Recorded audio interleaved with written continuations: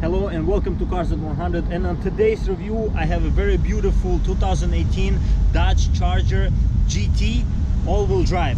So let's check out this car outside, inside, and let's not waste any more time. Let's jump into it.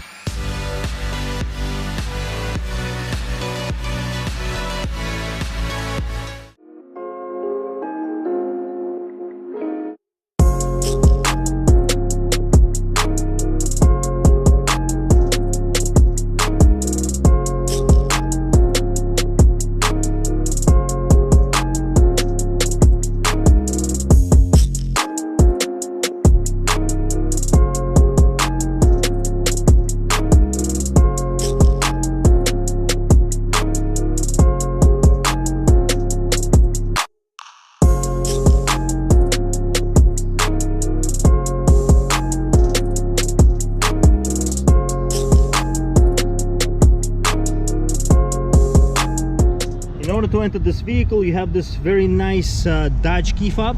You have two keys, of course. It's a brand new vehicle, and you can just keep this key in your pocket, and on the key you have a remote start. So if you click this twice, the car will start automatically. Let's try it out.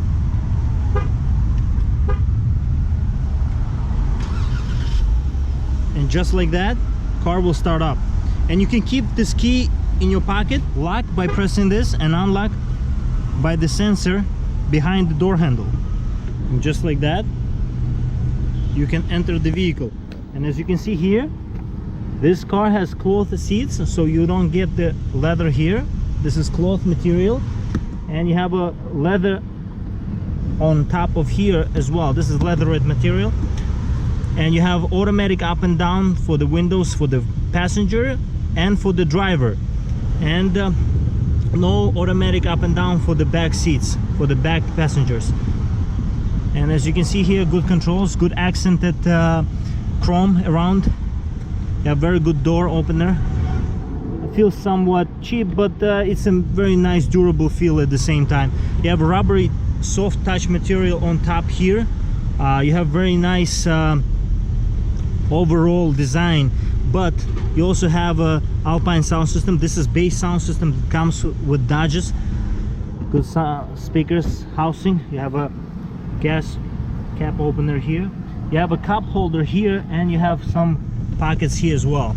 But overall, as you can see, good access to it. It's very big opener, and you can see it's very wide in terms of comfortability in entrance of this vehicle. And as you can see, these seats, I'm gonna mention a couple of things about these seats. You have a very good bolstering here, somewhat good. I wouldn't say very good, but overall it's really not that bad. You have very nice steering wheel here as well. And let's jump inside. And as you can see here, it is a very nice feel to this car.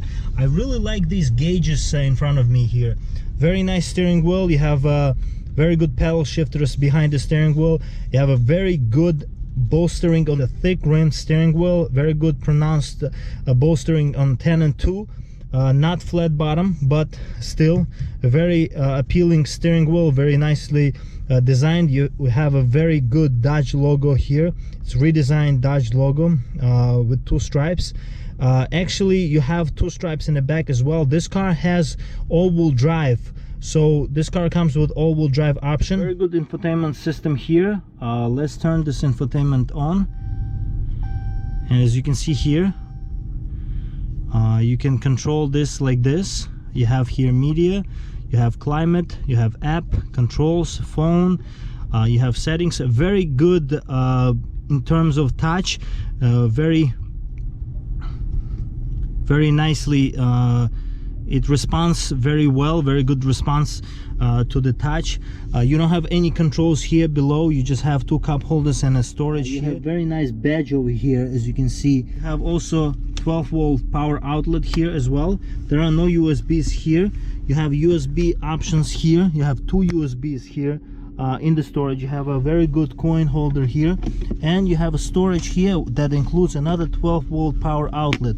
In terms of the storage, it's not that bad. It's really good. So you're gonna have a lot of pockets around the vehicle. You have a very nice Charger logo here. I'm a big fan of these type of things, those logos that really imply that this car has a sporty nature. Good vents here, everything feels big and durable. You have very nice gauges up front as well,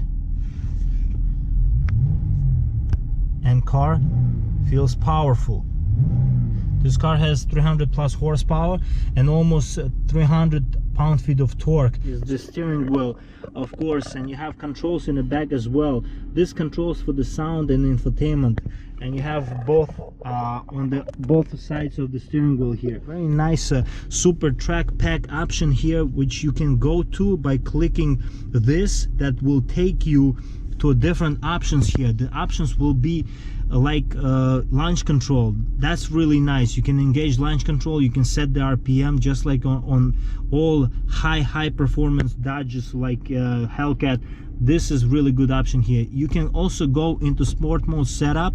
You can set up the way you want the car to behave, and the steering wheel also feels different because you can set it up differently. That's really nice as well. So overall, this will kind of make this car more interesting because it's gonna make it more adjustable to you. You're gonna feel it a little bit more. The explanations are here as well if you click on each mode, and it will explain to you. But overall, that would be the default setup option here as well. But overall, that's really good. I also like this type of things because they make you feel like you can adjust the car to what and how you would want this car to behave.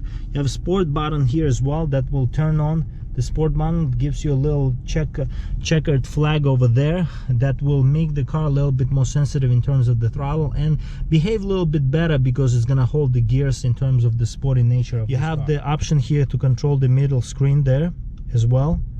It gives you many different options to how you can manipulate the middle display. It's all digital. It looks really nice. It's as crisp as that display, so that's really good. Also, you have a cruise control here. It's not adaptive cruise control, but still it's a very nice cruise control nonetheless, and I really feel that these cars really gonna benefit from adaptive cruise control because these are highway cruisers. A lot of options here, but to go over quickly the window sticker here, you can see that this car was built in Canada, so it's not too far from United States.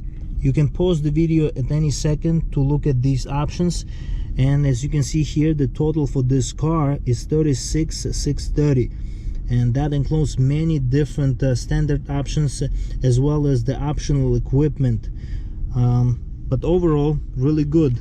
Also, not a bad rating for mile per gallon as well. In terms of the back seats, as you can see here, there is plenty of leg room here. I am almost all the way back on the front seat here, and I still have this much of leg room here. And in terms of the headroom as well, as you can see here, I'm 6 feet tall, and I would say my head is comfortably here. In terms of the height, I'm not really touching the ceiling, so that's really good. In terms of the appointments in the back, this is a very small window, to be honest with you, but overall the appointments are the same as up front. You have the same appointments in the back here. You have two USB options here. You have two USBs here in the back. You have two vents here as well. That's really nice for this type of big car. This is very useful, and this car is very comfortable. But you know, I've been driving this car for a couple of hours, and the person who was driving with me on the passenger seat up front was complaining that this car didn't have a lumbar support, and that was really something that he was mentioning a couple of times. So I really thought I should mention this on this review because I feel like car that is over $35,000 should have some sort of lumbar control, even for the front passenger. Overall, for the interior, I would say that this car is good. Let's check out the trunk space on this car. Just like that, you will open trunk, and as you can see here, it's a decent sized trunk here.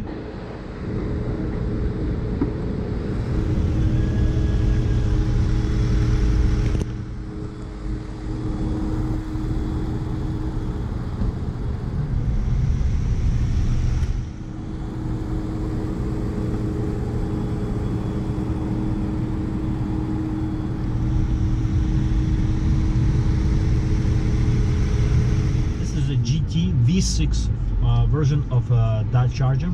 This car has all-wheel drive. Now this is something new for Dodge and even Chrysler. I mean, they have not been integrating these 300 and Dodge Chargers with all-wheel drive, but a couple of years right now. The driving dynamics, I'll tell you how it is, but overall, first impressions is really good. This car is built well.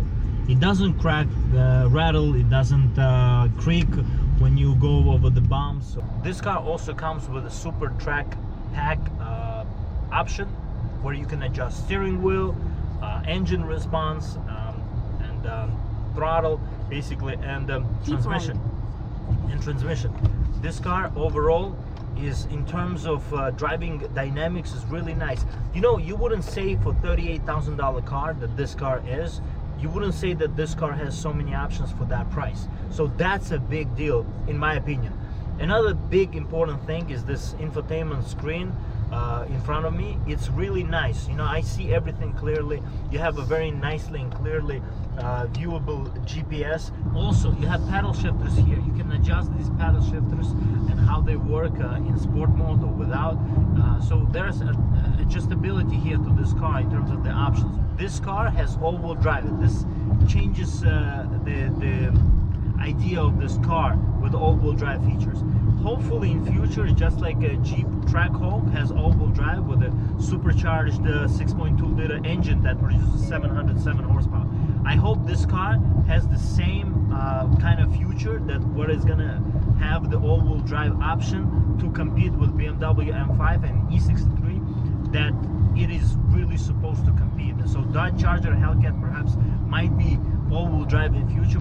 So if you have any questions, please leave a comment. I hope you enjoyed this drive review of this Dodge Charger GT all-wheel drive, and I'll see you next time, guys. Stay loving cars. Bye.